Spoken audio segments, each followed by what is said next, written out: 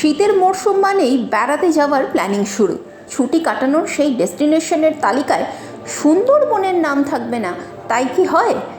এবারের শীতেও যদি আপনার দ্বীপরাজ্যে বেড়াতে যাওয়ার পরিকল্পনা থাকে, তবে ব্যাগ গোছানোর আগে আপনাকে জানতেই হবে এই তথ্য। না হলে সুন্দরবন বেড়ানো মাটি হতেই পারে আপনার। তবে কি সুন্দরবন ভ্রমণকারীদের ক্ষেত্রে নিয়মকানুন লাগু হলো? নিয়ম না হলেও এবার থেকে সপ্তাহের প্রতিদিনই ঘোরা যাবে না সুন্দরবনের জঙ্গল। শীতের মরশুমে এই খবর একটু হলেও মন খারাপেরই বটে। তবে সুন্দরবন বেড়ানোর আনন্দে একেবারে ভাটা পড়বে না।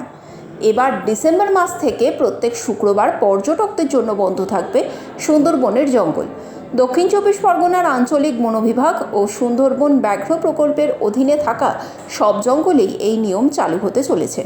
কিন্তু হঠাৎ কেন এই সিদ্ধান্ত নিল বন দফতর? বাঘের সংখ্যা জানার জন্য ফের সুন্দরবনে বসানো হচ্ছে ক্যামেরা।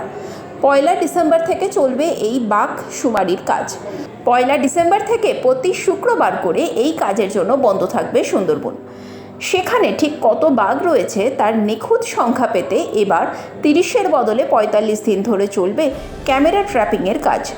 ফলে এই শীতে সুন্দরবন বেড়াতে গেলে ছুটির তালিকা থেকে শুক্রবারটা বাদ রাখতেই হবে আপনাকে।